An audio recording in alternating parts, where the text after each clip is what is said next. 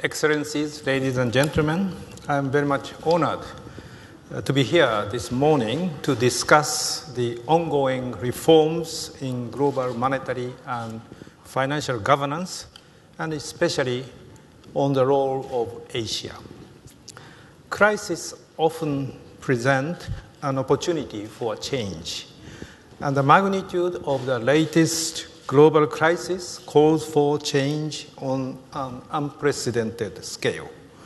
With robust economies and the potential for taking the lead in the inevitable global rebalancing process, Asia is well positioned to contribute and support needed reforms for a more balanced world economy and more resilient global financial and monetary systems. Developing Asia's robust recovery from the global crisis is gaining further momentum. ADB's latest forecast, just released 2 weeks ago, shows the very healthy growth of developing Asia, something like 8.2% this year, well above 5.4% recorded last year. A rapid turnaround in export, particularly intra-regional exports, healthy private demand, and lingering effects of expansionary fiscal and monetary policy measures underpinned the region's solid growth in the first half of 2010. The region's two giants continue to perform strongly, lifting the growth of the entire region. ADB's 2010 forecast for the People's Republic of China remains elevated at 9.6%, and India's economy is set to expand by 8.5%. However, I must also add that Asia and the Pacific remains home to 2/3 of the world poor. Almost 2 billion people in Asia and the Pacific still live without basic sanitation, and nearly 500 million without safe drinking water. Infant mortality in some countries is well over 10 times higher than in developed countries, and in South Asia, illiteracy rates are among the highest in the world. Now, the new global monetary and financial architecture needs to address at least 3 interrelated issues. First, persistently large global imbalances remain a threat to global economic and financial stability. Second, the crisis highlighted weakness and gaps in the national and international regulatory systems, which led to excessive risk-taking and leverage prior to the crisis, and thereafter allowed the crisis to spiral out of control. Third, the current arrangement for the provision of international liquidity is fundamentally flawed. The use of a single national currency, the US dollar, as an international reserve currency not only heightened the tension between national and global monetary policy making, but also continue to be a source of instability by allowing lower financing costs for the country with reserve currency. On all 3 accounts, Asia has a crucial role to play. First, an orderly resolution of global imbalances will inevitably require a reduction of demand in the current account deficit countries and an increase of demand in surplus countries. As the US economy deleverages by saving more and spending less, Asia needs to increase domestic and regional demand relative to trend output. Emerging economies in Asia need to continue to promote economic efficiency and dynamism by undertaking deeper and broader structural reforms while further developing the region's financial sectors. In this context, I agree that significant exchange rate adjustment is required between the G3 currencies, the dollar, the euro, yen, and emerging currencies, particularly those in Asia. Already, many emerging currencies are appreciating. For instance, the Brazilian real really appreciated 40–50% in the last couple of years, while the Chinese currency certainly stayed quite stable vis-à-vis the dollar as well as other major currencies.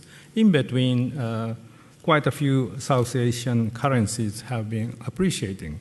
You may know that, for instance, Thai baht, Malaysian ringgit, Indonesian rupee, they have appreciated 10%, some more than 10%, in just this year, on top of appreciations made last year. So the issue is not that the emerging currencies should appreciate, but issue is disparity among emerging currencies in the extent of currency adjustment. I think here the G20, which include not only G7 developed countries, but also many systemically important emerging economies as its members, could play a key role in resolving these imminent issues in coming months. Second, global regulatory reforms must be complemented and augmented by national and regional reforms. Despite increasingly borderless finance, regulation is ultimately in the hand of the national authorities. Without proper national backbones for effective implementation, the proposed global regulatory reform cannot achieve its goal of building a resilient global financial system that can withstand shocks and dampen their effects on the real economy. Given its comparative strengths, emerging Asia should take the lead by strengthening prudential criteria, enhancing governance and transparency, and upgrading accounting standards in line with the international standards. Emerging Asia should also coordinate national regulatory and supervisory efforts to ensure market integrity, build consumer and investor confidence in the region's financial systems, and safeguard stability. Third, the evaporation of international liquidity during the crisis, the crisis immediately after the Lehman shock, was a strong reminder of the fragility of the current global monetary and financial system.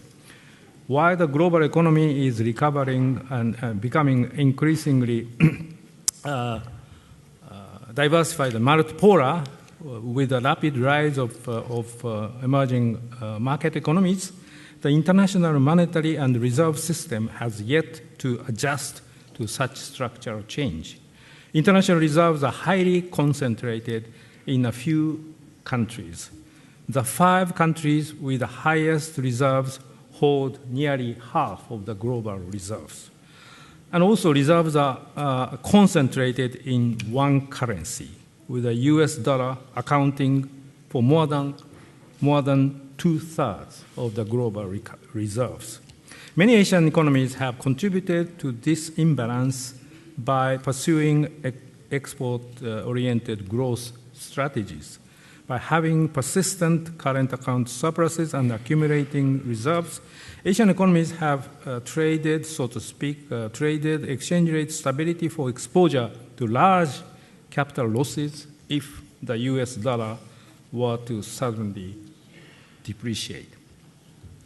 As the share of emerging economies in global economic activity grows, of course, their policy decisions are now pivotal for the stability of the global monetary and financial system, and ultimately global economic growth and stability.